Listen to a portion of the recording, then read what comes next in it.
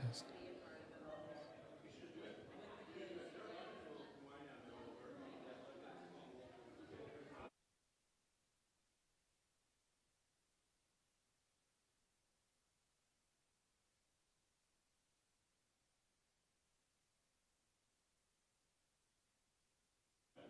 Test, test, test.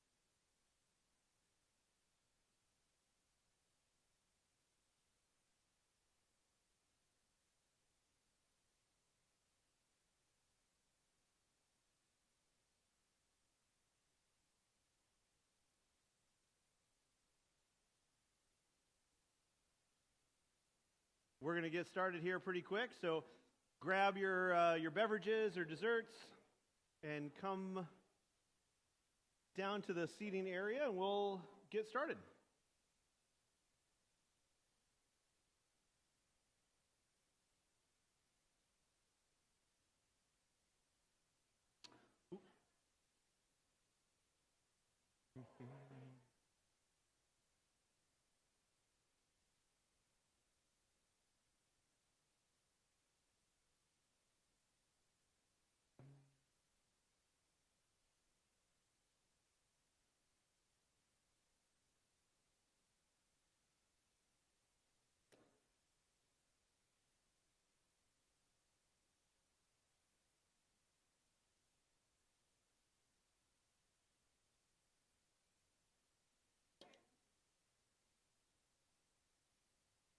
All right, well, so we are in week 2 of our 4-week series on evangelism.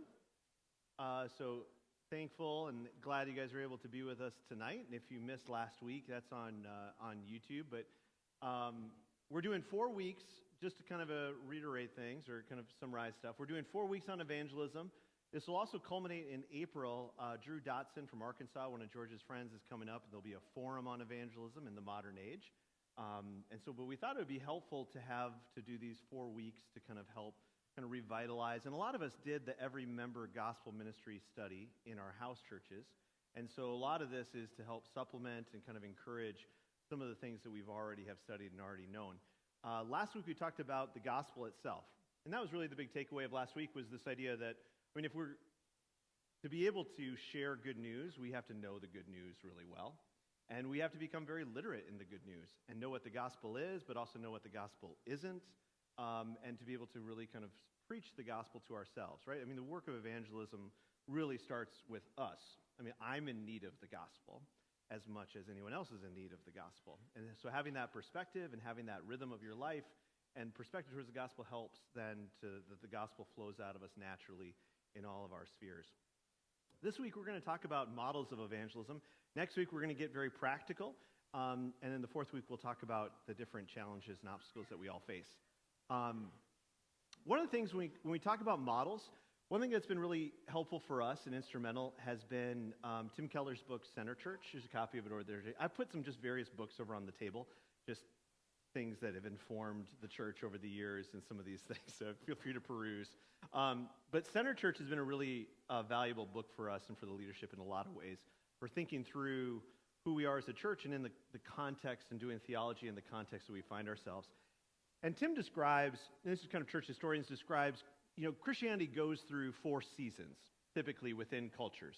You think of this anywhere, the Greek world, the Roman world, and through Europe, through Canada, through North America, Asia, everywhere. That when the gospel comes into a place, Christianity moves in, it goes through seasons. And just to be clear, there's no season that's the better season for Christianity. It's just this is the seasons in which the gospel goes forward. Spring, summer, fall, winter. In spring, there's a lot of signs and wonders. There's miraculous growth, exponential growth. This is obviously what we're seeing, what George is experiencing right now in India. It's springtime for the church. It's growing. It's growing. During the summer, you have Christianity becomes the dominant religion in a culture, and it has the most favor. It's the favored religion in a culture, is that summer period. A lot of influence, a lot of favor, and a lot of power, a lot of position of prestige, positivity. Everybody views it as normal. Almost everybody is. It's the majority view. That's summer.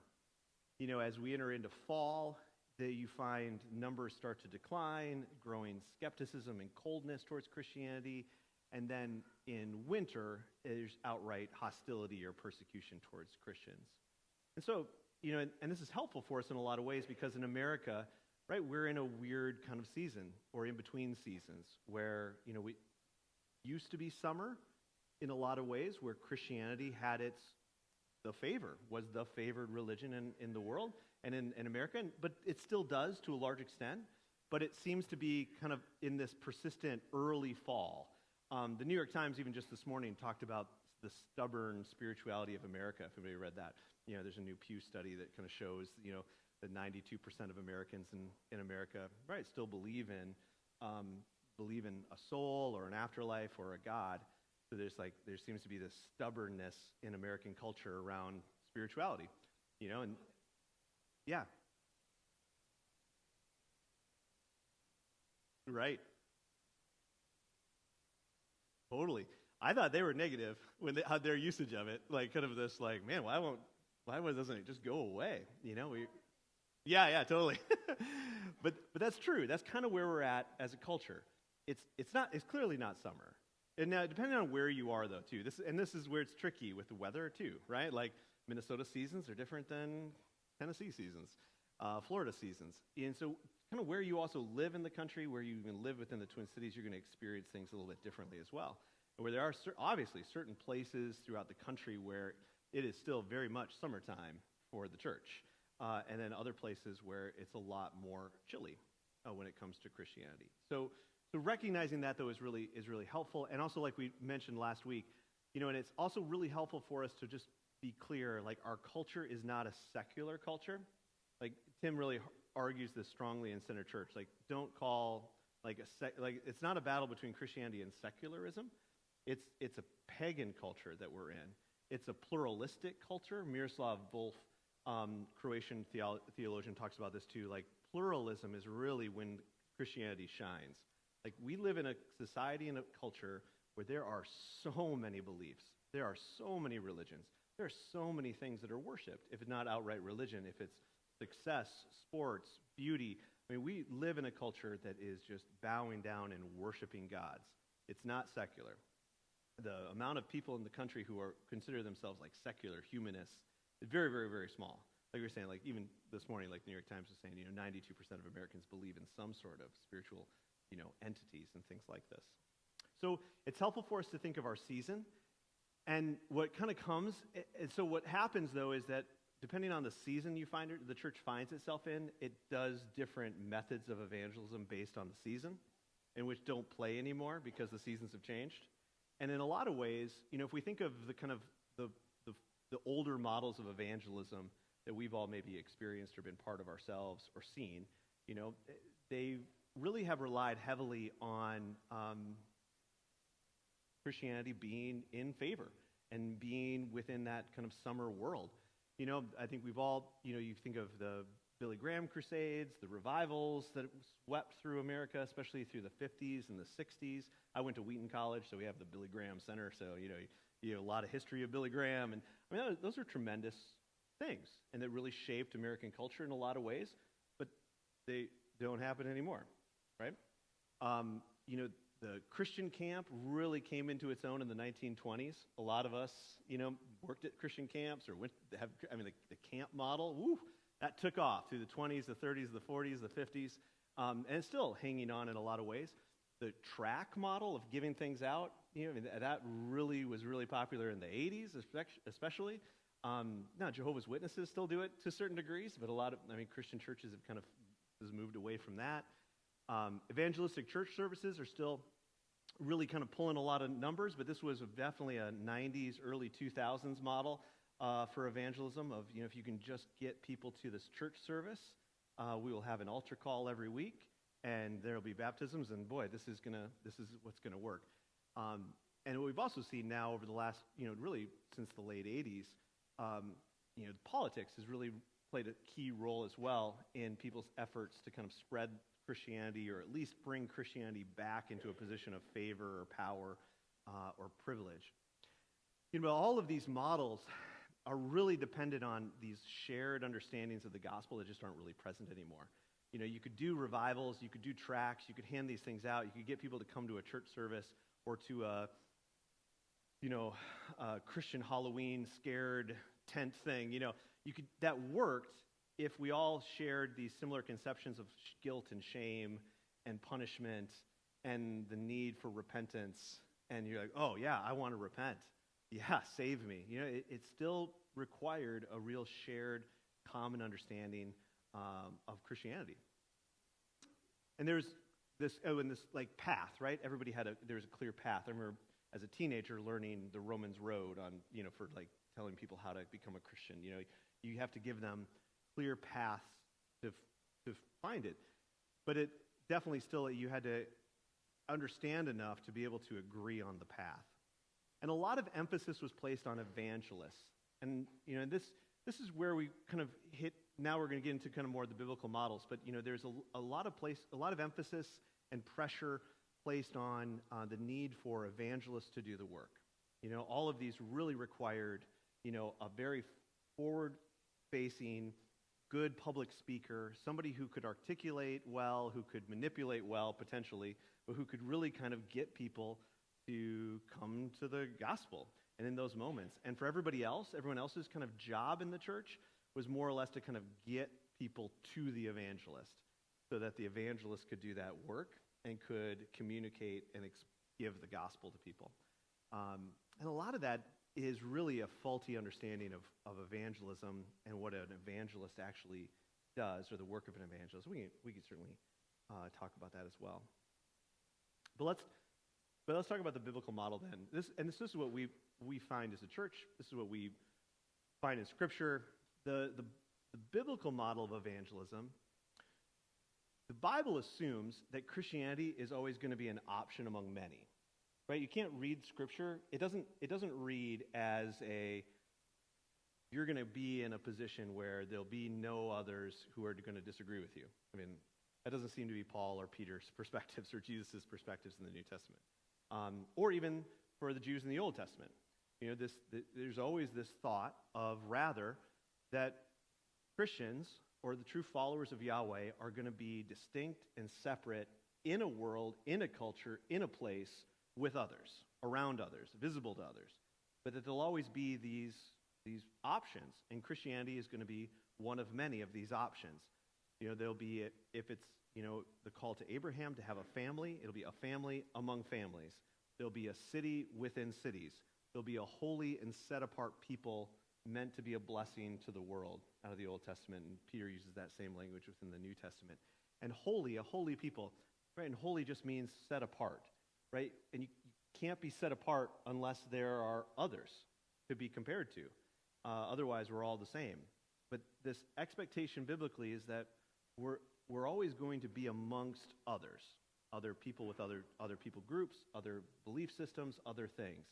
And that Christianity is going to be really in the minority, or at least a minority option among many of these. Jeremiah 29, I think, gives us one of the better pictures, or at least, or calls to the exiles who are going off into Babylon. This was the very first study we did as a church, was on Jeremiah 29 and seeking the welfare of the city. And George has preached off of this, several times, and it's been in that Every Member Gospel Ministry study within our house churches. This is a very key idea in it. Because when you kind of think about what God is calling his people to, they have lost everything. Israel they've lost the promised land, they've lost their king, their homeland has been destroyed, and they've been carried off to a foreign place, to Babylon. And this is the call that God gives, right? This is what the Lord Almighty, the God of Israel, says to all those carried into exile from Jerusalem to Babylon. Build houses and settle down. Plant gardens and eat what they produce. Marry and have sons and daughters. Find wives for your sons and give your daughters in marriage, so that they too may have sons and daughters. Increase in number there, do not decrease. Also seek the peace and prosperity of the city to which I have carried you into exile. Pray to the Lord for it, because if it prospers, you too will prosper. It's this picture. So it seems that what Scripture is calling us to is to seek the welfare of the city. Peter uses the same language. He pulls from this in the New Testament. Paul reiterates this as well, especially in Thessalonians. It gives the same picture of, we are living as exiles. This is not our home. We're not in the place that we were meant to be. We're not in the place that we will eventually end up being. We're here. How are we supposed to live here? As one among many, as part of a broader group, part of a broader nation. Well, this picture that Jeremiah gives then is we are to settle down, plant gardens, marry and have kids, and seek the peace and prosperity of the city. And in a lot of ways, it looks very ordinary, but it does really convey a very gospel perspective towards God's plans and towards his work that makes the gospel much more beautiful. Right, this idea of settling down, if you think of, especially for the Jews in Babylon, right, there's the hope, you could have the hope that this isn't my home, I don't have to be here very long. And in fact, there are false prophets who are preaching that they should rebel against their Babylonian captors and go back home. And Jeremiah's like, no, settle in. This is going to be your home. It's not your home, but you should settle in here and make this your home. Be a fixture where you are. I think for all of us, this really looks then like we're in a city, we're in the Twin Cities, we're to stay here. I'm supposed to put down roots here. I'm not going to be transient here, but rather I will be a fixture in my community, in my neighborhood, in the places where I live. I'm here. I'm here for the long haul. I'm going to be here for the long haul. I'm going to plant gardens, and I'm going to eat the fruit from those gardens, right? I'm going to work hard. I'm going to produce good things. I'm going to use my hands to work. This is very Thessalonians. You aspire to live quiet lives, working hard with your hands. Hey, this is it. I'm not going to live off of this culture. I'm going to produce in this culture too. I'm going to put down roots. I'm going to work hard and produce things. And I'm going to marry, and I'm going to have kids, and then I'm going to have my kids get married. Right? I'm thinking generational. I'm not thinking short-sighted. I think going back a few slides to those other models, I think there's such an emphasis placed on getting people to that moment of conversion or that moment of decision, and that feeling of failure if I couldn't do it within my conversation with them, or I've got it, this is my moment, this is the moment where it has to, the Jeremiah picture, the biblical picture, is just generational redemption, generational work. God is going to do the work that he is going to do, whether or not I'm successful or not with helping in those efforts. But this generational thinking and thinking down the road, where my kids are going to carry on this work, my grandkids are going to carry on this work. This is more than just about my life. And then this final piece of seeking the peace and prosperity of the city, right? Jeremiah said, right? Pray for the city. Pray for things to go well for the city, because as the city prospers, you will prosper. right? Like our health, our well-being, our prosperity is tied to how well things go for the city that we're a part of, which is an amazing call, really, to exiles to love the place that's not their place, to care about the place that's not their ultimate place, right? That's the call for us now. And it's this picture of what it looks like then to kind of do evangelism in this current season that we find ourselves. Because if we're honest with ourselves, like we're saying, like the seasons of the church, the season of culture that we find ourselves in, we are in a position where we are one option among many. We are in a city that has so much to offer, and we have to kind of really engage in that city in a thoughtful way. What the Bible is really calling us to is to have a very gospel view of the city. The gospel informs the way that we're going to interact in the city. It helps us to be honest about the city, right, without losing hope. I can see the good that is all around us. I mean, you pick the city, right, that you live in. We all live in the general Twin Cities, general metropolitan area. There's great things. We all chose to live here for various reasons, right? There are beautiful and wonderful things about the Twin Cities that we all love. There are also really terrible and corrupt things about the Twin Cities, things that are wrong and things that need to be changed. We can be honest about that. And we also don't have to lose hope or get too much hope out of changing those things, right? Because of the gospel, because of our exile status, because of what Christ has done for us, we can love the city and be honest with the city. Christianity then, too, in this model, is really called to be a positive force in the culture. Christians, we are one among many here in the Twin Cities. How will we be known? How are those exiles, how would they have been known in Babylon, right? They were one of many. Babylon took over the world. It was the biggest empire around. Everybody came to Babylon. The Jews weren't the only outsiders around. But the Jews rose to incredible ranks of power and influence within Babylon and got favor from the king, were allowed to go home, all kinds of things. How did that happen? Right? Well, the way in which they interacted and the way in which they lived, the way in which they loved and supported and sought the welfare of the city was profound. Right? The same should be true for Christians. Christians everywhere should be the most positive forces within the city. And within that, we are able then to offer this kind of city within a city.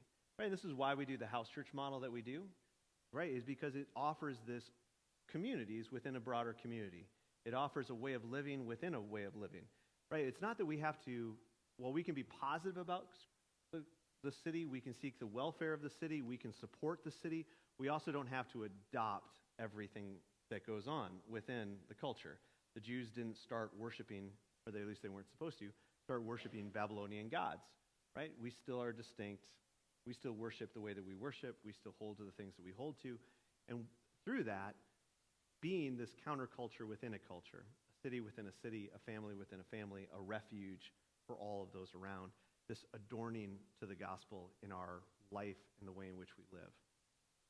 And ultimately, all of it, though, with this really long view of God's plan, right? Seeing that God is at work bringing reconciliation and justice into this world, that he's coming again, and he will reign in power, gives us this hope and security, just like for the exiles. Like they were told, do all these things, but it will come to an end. There will be a day when it'll be over. The king is coming again. The king will come, and all things are going to be made right. All right, that's going to happen. And having that long view of God's plan really does help us to be able to do this work. Without that, if this wasn't a secure final story, right, then it would be almost impossible to live in such a settled way that was just described in Jeremiah, that I could actually put down roots and stick somewhere without wanting to flee the moment the neighborhood turns, to actually work and produce things even when it's all thorns and thistles and hard and I'm not getting enough, to be able to love my neighbor even when they are not very lovable themselves or I'm getting hostility in return. To be able to actually do that requires really a level of confidence that I know the ending of the story. And I know where the city is going. I know where the world is going. I know where our country is going. And I can stand secure in that, which then gives me that hope and confidence to love and to view others in the city properly. So that's really the big idea here for the second night, is really this idea of the biblical model seems to be more of, especially within our context and time that we find ourselves in, less of the models from the 80s and the 90s and early 2000s, which maybe weren't ever biblical, but at least those were the models that we all kind of grew up with. But more, the biblical model that we seem called to is more of a long view of evangelism and more of a loving the city as the primary vehicle or means by which we go about doing the work of evangelism or sharing the good news of the gospel. So, yeah, that's tonight. Any comments, questions, thoughts about any of that kind of stuff? Some of the challenges around loving the city or seeking the welfare of the city. We can talk about some of the methods or modes of evangelism, what this looks like, if what about just actually sharing the gospel with people? This kind of sounds a little passive, the Jeremiah model of just, hey, I just got to buy a house and work hard and raise a family. Don't I actually have to go out and talk to people about Jesus? Where is that in this? Yeah. Any thoughts or comments about any of this? Katie in the back.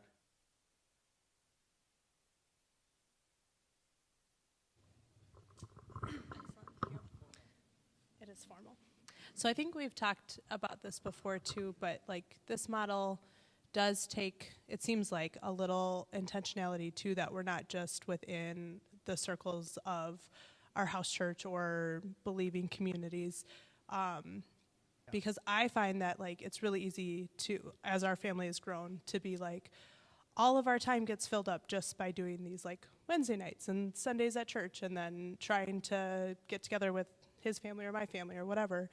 And then how do we also mix in getting to know new people in our community that may not know Jesus at all? And it seems like that's a piece that is important, or maybe that's the question. How important is that to be still looking outwards to find people that we're getting to know and love that aren't in our already Christian circles? Yeah, totally. No, that's great. And that's actually a lot of next week, but we can get into it now too. But if and I think that first statement, like you said, it's really true. We're going to end up spending most of our time on the things that we love. Right? So like if you love work, you're going to spend a lot of time working. If you love your family, you're going to spend a lot of time with your family. Right? I mean, like that's just how loves work. Like if you love this, you're going to do it. And how you spend most of your time reveals probably what your greatest loves are. Right? If you're not in the city, you don't really love the city. You may think you do, but you really don't, right? If you're not spending time with people, you don't really love other people. So I think there is an element where there is a level of conviction that probably just needs to happen in a lot of our hearts. Because probably one of the greatest obstacles to loving the city and loving our neighbor is just our comfort, like how comfortable our lives are. Right? We have a lot of insulating and a lot of comfort in it that makes it so that I don't really, frankly, want to get to know them or need to get to know them because my life is full enough, or I have everything I kind of need within this sphere or within this. And so there is a level where there does need to be some kind of Holy Spirit work in our hearts to kind of help us to love our communities that we live in, and to love the people that live near us, and to love the people, and to even just love the Twin Cities in general. So I think on one level it's a hard issue, and then there is some wisdom and practicality issues too, though, of like needing to kind of really be more intentional. So like for our family, like when we started, we homeschooled. We were in school. Then when I started the church, they all ended up in different public schools in the Twin Cities, and we're like, this is too much. We can't go to 3 different schools. And so then we started homeschooling the kids. But then we're intentional to like just put them in, like we did Blackhawks soccer when they were young, which was a St. Paul City club team for soccer that was near our house. And we're like, well, we'll at least just do this. This will be an outlet, or we'll be part of helping us to be part of something right, in the Twin Cities, in our neighborhood, in our community, in our city. That'll at least expose our kids to other kids in the city, expose us to other parents in the city, but I think there is these things that are going to be presented to us that we are going to have to just be wise about, but it is necessary, or even, Molly, we were talking about that with cross-country skiing, but it's, you need to be part of what the city is part of. Like, well, what do people love doing around you? Well, join them. Do the stuff that they're doing. Like, a lot of times, and like those older models, I think one of the things used to be, on thanks, Tim, for the text. I saw it. I did misspell tracks. You're right. Autocorrect. It's, but, there used to be a lot of Christians needing to kind of put on events and getting other people to come to those events. But the Christian event was always lame or not that great. But guess what? There's a lot of events that happen in the Twin Cities that are actually really great and well attended and people want to go to. We should be going to those events. We don't have to be putting on our own version of those events, right? We can join in. So I think it is an area you can look at even Cottage Grove, okay, what do people in Cottage Grove love to do? All right, let's be part of that. We should join and do stuff with our community. We should do stuff that people are doing. And the other tricky piece of it is culturally, people, even if you're doing events, it takes a long time to get to a level with another family or another person where it's oh yeah, I would consider us friends, or oh, the door's open for, I feel like we invite people over a lot, but to have it kind of their door be open, it just takes a long time to get, it's a slow process. And maybe just being okay with that too, and knowing it's generational. Yeah. It is. It's a really, really slow process. And it really has to be, in my life, I've seen fruit from, I used to be a high school teacher, high school coach, and it's now, I don't know, 15 years later, 20 years later, I'm having gospel, things, people are coming to Jesus now that, it wasn't then. Sometimes it's going to, or it'll be 40, who knows, right? I think we do have to have a much longer view of what God is doing and be comfortable with it. Taylor. Mark is bringing you the microphone.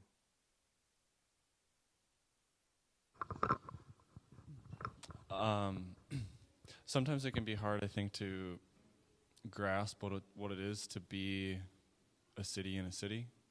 I think largely because geography is such a hindrance to us in the city that we live in right now, right? Our house church has 6 families from 6 different cities within the Twin Cities, right? And so it's not like when I studied in Germany, 75% of the church was within walking distance of one another. But I was reflecting as you were talking, some of the conversations I've had with my coworkers who live in New York or New Jersey or whatever. I feel like a good example of a city within the city is the Jewish population in New Jersey in particular, but they are not a blessing to the city in the way that everyone else talks about them. Rather, they're a tremendous burden. At least that's how they're perceived. Because they come in and they're set apart, and they do their own thing, and they're not seeking the welfare, trying to be a part of it, working hard for the benefit of others. So not necessarily a question to come out of that, but just thinking that through myself. Totally. Yeah, and I think that's a good question, though, or it's good. There's always going to be that tension, and you certainly see that within Christianity, like in the Anabaptist traditions of Amish, Mennonite, various, there's this countercultural bend to want to be distinct within the city, but then it's easy to not want to love the city, but you sit back in judgment of the city, and not participate with, right, be a blessing, absolutely, to those around you. Kenny.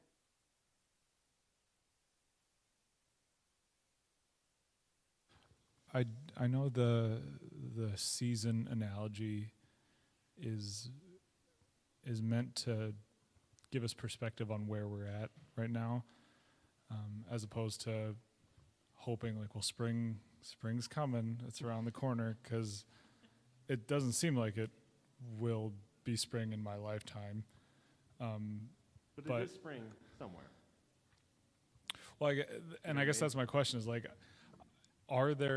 is it cyclical? Is this really a thing that we can look at through the church and throughout Christian influence to say like winter was followed by spring? Because it feels like it's winter and then you're done.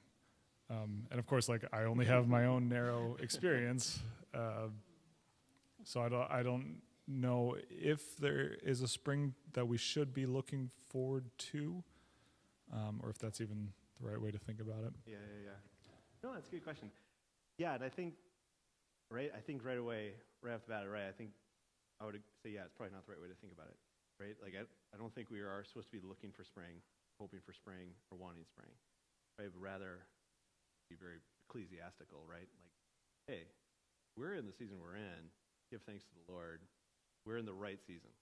Like, God put us in the exact right place and time for us and for our ministry and for our lives. Praise the Lord.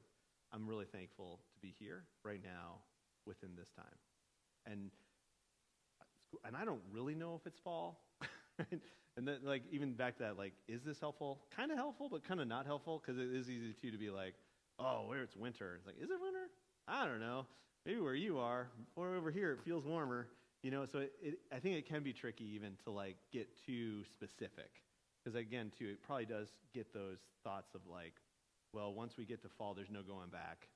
Oh, man, or there's no going back from winter, you know. But no, historically, the church has never died, right? Anywhere. The church is still, you know, I've been coaching at Como High School, and one of the kids on my ski team is African, and he's an Ethiopian Christian, you know, and so he talks about that too, of like, you know, like our we're the first church ever. We're still going strong. Like, they've gone through it all. They're still around. Like, there's no church that has ever just stopped. You know, the church wins, right? The gates of hell will not prevail against the church. So it's like there's no worry with the seasons.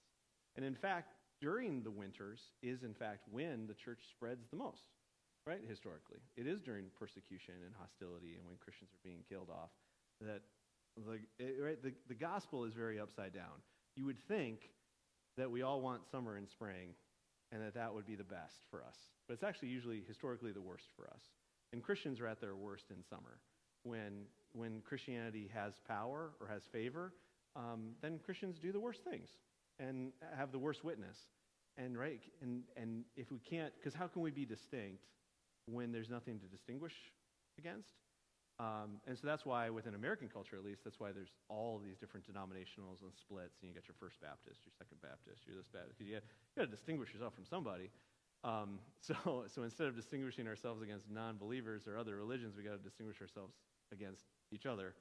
And well, I'm not one of you. And you know, and the nice thing, the really, I mean, super fun thing now about being like where we are now, it's just like you meet a Christian, you're like, that's awesome, cool, yeah, you're Catholic, that's great.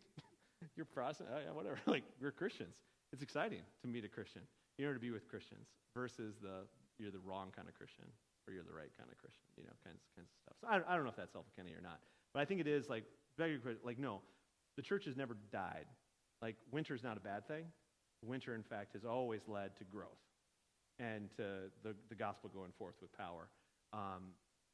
But then also, like I said, I don't know that we should ever be kind of wanting a season, but rather recognizing like the time and place that we have and just be faithful with the time that we've been given.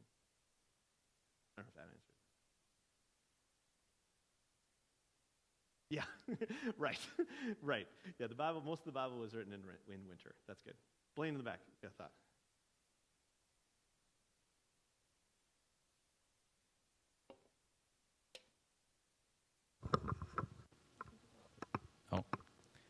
I've thought about that analogy a lot, and like the one thing I can speak to is like I get what you're saying on we don't like none is better, no season is better, and there's growth in winter, and there's ultimately like I've just thought about it with like the party analogy, like what do we want the party to be full and more people, like so you know there's like hope in like that it becomes spring everywhere, and there's, you know, everybody falls in love with Jesus as their rightful king. So yeah, absolutely.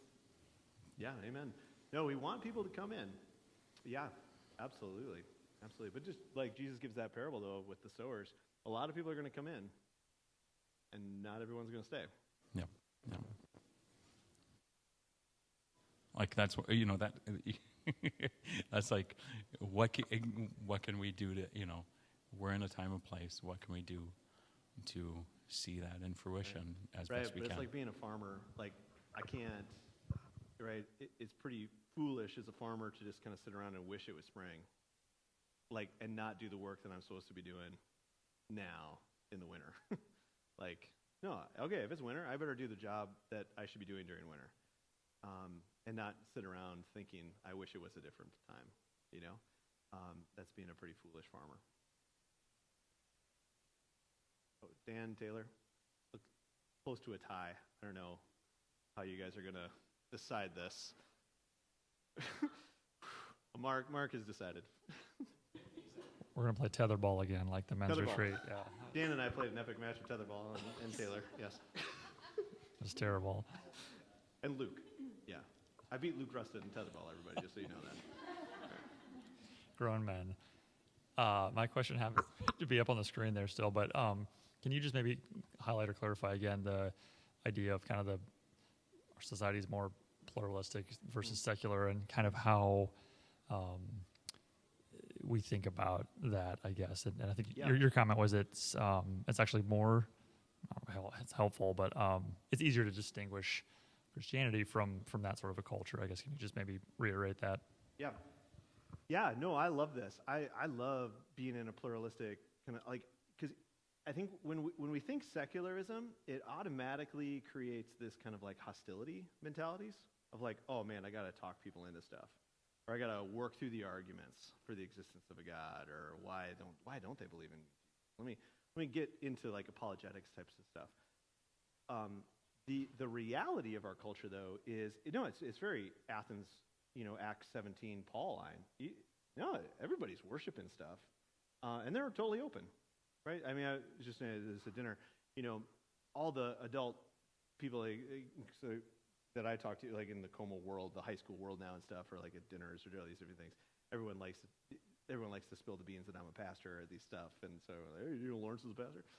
Yeah, and then they all tell me their stories, and everybody my age tells the same exact story of like their uncle was a Lutheran pastor, or their grandpa was a Lutheran pastor, or they kind of went to church a little bit, and and they feel bad that their kids aren't in church now or are missing out on this church experience that they had when they were a kid, but they don't really like everything that comes along with Christianity.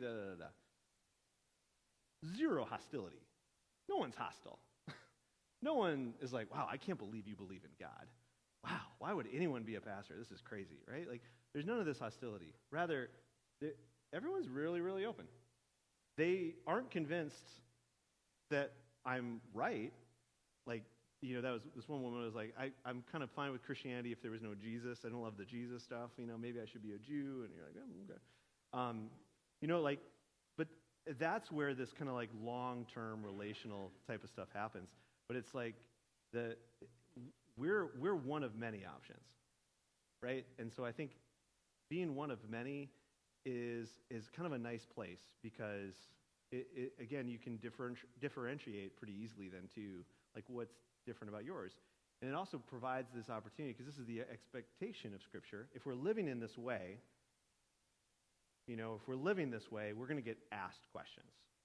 People ask us about why we're living the way that we're living, why we believe the things that we believe. And we tell them, right? Versus kind of like, I'm not in this kind of like fight with, or like culture's waging war against me or something like that, or like the culture is trying to get rid of faith in God or get rid of Christianity or something like that. It just isn't true. It just isn't happening at all. Especially with the rising, the immigrant population through the Twin Cities. Faith and religion is just exponentially growing in the country. It's not declining. Does that make sense? I don't know if that makes sense. So I just kind of bring that up because I think it is helpful in terms of our relationships and our conversations with others. Because I think if I think of it more in secular terms versus Christian terms, I feel a little bit more hesitant to talk, or I feel a little bit more almost ashamed to talk about God, or like I'm going to be, I don't want to look like I'm dumb. Maybe smart people don't believe in God, and society is going.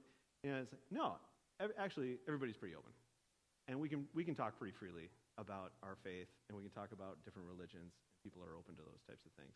I have this belief, and I get to explain it to people. Oh yeah, Taylor at Debbie. Oh yeah, I know. Got to keep track, Mark. Thanks. You teased the question, so I'm going to ask it as far as what we see the role of the evangelist as. Yeah. Asking partly because we did come from a church where the mentality was get everyone to the preacher, get everyone to the evangelist, and let him do his work, right? And also asking partly because Kristen was saying the other day that at co-op there was someone who definitely gave off like the evangelist vibes, and so we were just talking about what do we even really believe about that, and in this age, especially since we've been at TCC and have aligned a lot more with relational evangelism than street evangelism kind of stuff. But yeah, just curious what your view or the church's view is on that specifically. Yeah, that's great. Well, and this would be a good, George doing that spring class on leaders in the church, right? I'm sure that'll come into there. One of the books that's on the table there is Alan Hirsch's The Forgotten Ways. That's another pretty seminal reading. A lot of us have read. We use pretty often. It's in our courses. And Alan Hirsch was part of a house church planting movement in Australia and England, and he does a great way of talking about that. Of really re-energizing the gifts, but also seeing the gifts are much more communal and are given to the church, not necessarily just you have one person that's an evangelist or something like that does this work. The other thing that's really helpful in that kind of thinking of it too, being able to explain the gospel is not the work of an evangelist. I mean, that's the work of all of us. We all need to be able to explain the gospel and teach the gospel and to share the gospel. And that's what I was saying, you got to practice it with yourself and practice it with your kids and with your spouse, right? You should be explaining the gospel to each other. You should be explaining the gospel to your children. You should be explaining the gospel to yourself all the time. That's not one person in the church has that gift. That should be everybody in the church can explain the hope that they have in Jesus, explain the gospel. Alan Hirsch's description of an evangelist I really liked in his book, The Forgotten Ways, that's the person who, when you invite somebody to a party, always brings somebody else along, right? Evangelists have that way of just kind of always inviting people along to the party, to things, and I think we all have these people, and the church has these people, right? And we need to encourage that. Yeah. Bring people along. It's not necessarily their responsibility to be the one to share the gospel. It doesn't mean that we're not all responsible to do these kind of works together. But you're right. I think we have kind of a conflation of a teacher with an evangelist and a preacher, and you're wait, what was the evangelistic part there? Was it that they could explain the gospel well? Because everybody needs to do that. Or is the work of the evangelist that they're able to bring people along to things, or what is that kind of element? But yeah, so we look at it that the gifts are much more communal and are given to the church, and that we can use these gifts, but that the work of the evangelist isn't the only person responsible for explaining the gospel, but rather an evangelist is somebody who's just especially gifted at relationally bringing people to stuff, bringing people into things. They're the ones who show up to the party always with an extra person we didn't know was going to come. Debbie, I think, is next up.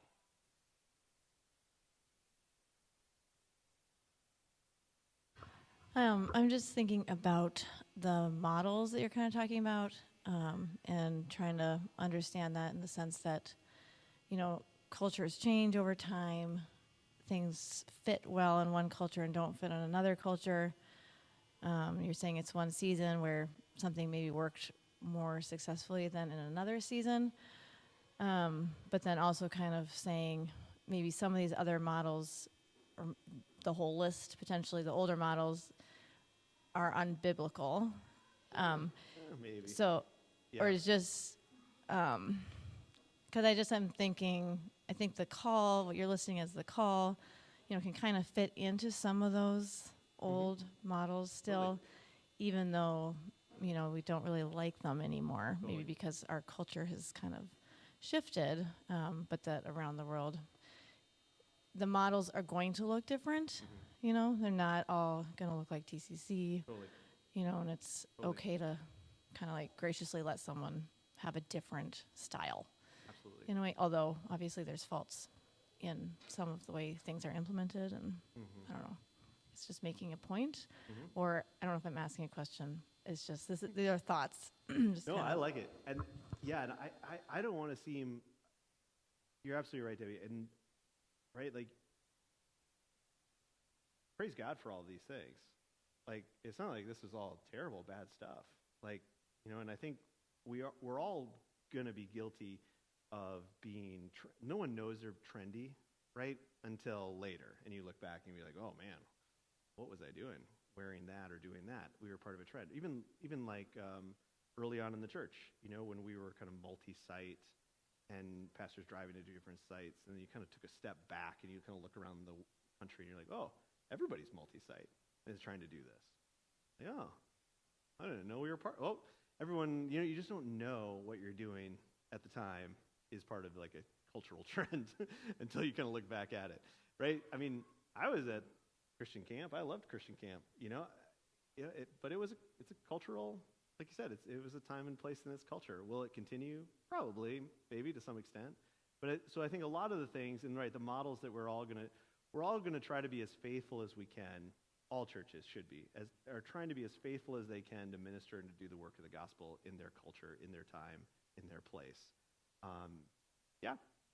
And we should be, right, very grateful and charitable. Is that what you said? Like charitable towards these churches who are doing different models.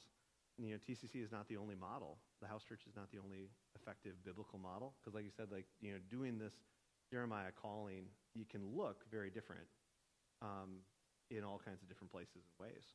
And so we got to be open to that. But then we have to be open, too, to holding our models pretty loosely at times, too. And being like, well, that model just didn't, okay, that was not the greatest model for this time and place and culture. And that's really what Tim is arguing for, Keller, in Center Church, is that the local church needs to constantly be doing that work of looking at its culture, looking at its mission and its vision, and really doing theology and culture, and like, how do we present the gospel in this place, at this time, to these people in a way that's beautiful. Because it's always changing. And so we're always going to need to be changing too. Yeah, but no, I don't want to be disparaging towards these things or towards these past models, because no, they were used by God to grow the church in tremendous ways.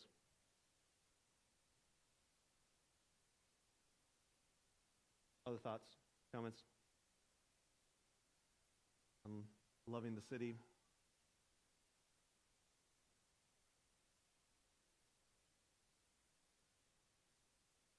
Walter? Mention the part of the story in the Old Testament where God's people were exiled, specifically to Babylon, as sort of a metaphor for Christians in the world. Is there any other nuances or before and after or specifics that are interesting to you that are parallels to that metaphor? That's a good question. Yeah, I mean, is metaphor the right word? I'm not sure. Maybe it's the metaphor.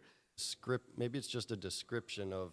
Maybe a metaphor. All of the stories in the Bible are descriptions of other things and the thing and other fractals, everything. Right. So, because this is real. This really happened to Israel.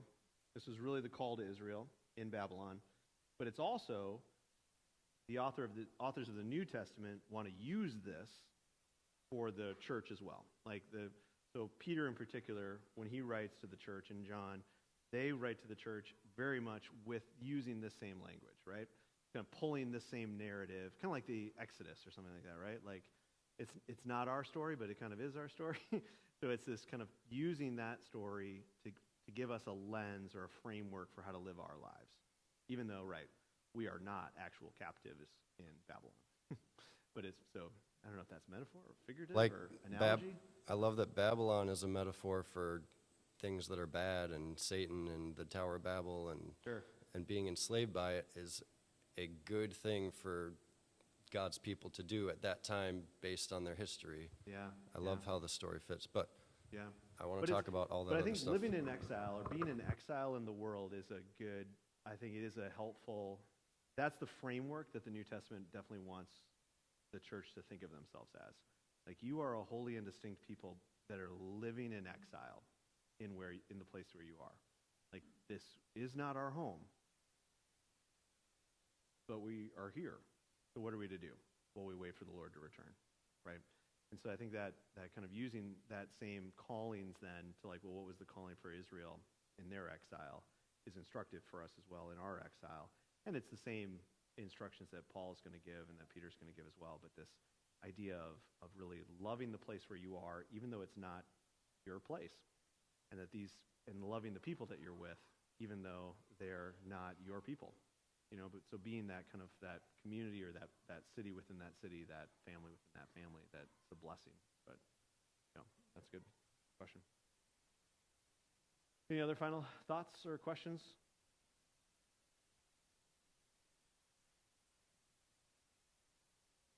Yeah.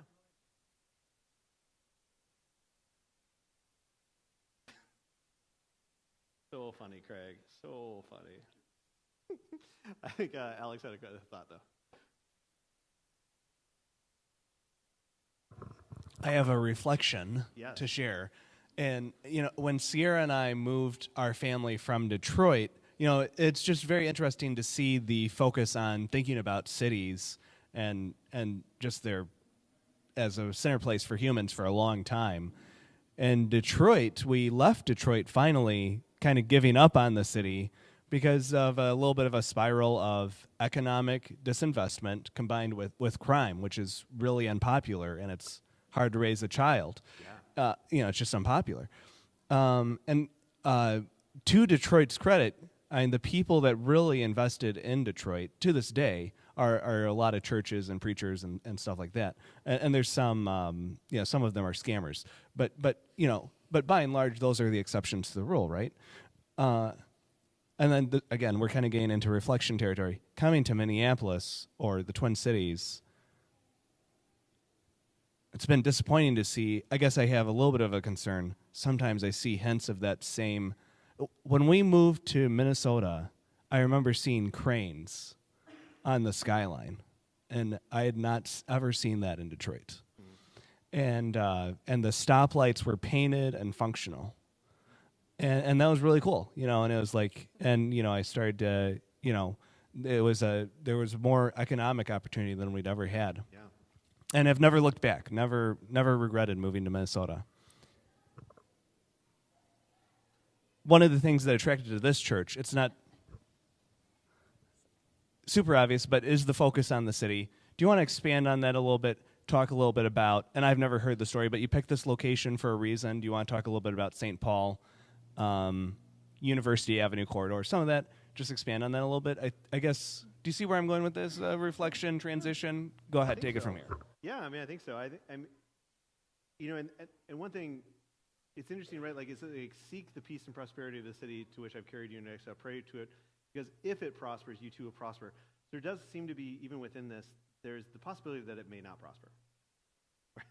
Not every city is going to prosper. And Babylon falls. Right? So there is that reality too. Sometimes we can get so fixated, we can get kind of to that other extreme where we love our city so much that, like, we can't also let it fall or fail, Like, we put all of our hopes and our identity becomes too tied up in the city. Which, again, I think the gospel gives us that kind of ability to honestly critique our cities as well. They're kind of like to that point, like, I think you see that within the Twin Cities. There are beautiful things about St. Paul and Minneapolis, which we all love, and which is why we are here. And why we picked this location for our building is almost in a most central spot you could pick in the Twin Cities, at least on a map. It's not always the easiest to drive to, but it's central. Right on University, right in the heart of the city in so many ways. But then, right, like you can just look around the city and you can see everything you described. You see great signs in some ways, but then obviously post-COVID, it's also been a lot of signs of not as great things, And, if you ride the light rail or if you see a lot of the lack of economic development in Midway, there's been a lot of promises and hopes here in this neighborhood for probably 20 years now, and there's still that McDonald's finally got torn down, and there's hopes of something being built, but everyone's been waiting for years for stuff to get built. So I think there is like a lot of that kind of waiting and groaning and hoping and investing, and I think it is kind of training us as Christians then too to be hoping and waiting and groaning for Christ and for this ultimate true city to come, when He comes back. But yeah, no, I don't know how far to go into a lot of that stuff, but absolutely. The Twin Cities was very strategically picked, by George for planning a church, and always that vision of, staying in the city for the headquarters, for the center of the church, obviously, and then you can kind of see on a map how it is this networking of Twin Cities Church, of the households and the families in the church. And kind of like Taylor said, geography can be a challenge to that to a certain degree. Like, it'd be nice sometimes if everybody lived very, very close, but also having people spread also provides some advantages too, for the connective piece kind of throughout the Twin Cities for our church network as well. Yeah. Okay, 7:33. I got to cut it off. Sorry, everybody. All right. Well, anyway, I would just encourage you to pray about this and think about what does it mean to love the city. How can you love the city more and more as your own household? Like I said, next week it's going to be very, very practical. Becky is going to join us a little bit too. We're going to talk a lot about hospitality as witness. We're going to talk about how do you talk about schools? How do we talk about loving our neighbors, hosting parties? All the practical nuts and bolts type of stuff of, how do you actually love people? How do you actually kind of get involved? And how do you actually share the gospel in those contexts? So, all right. Have a good night, everybody.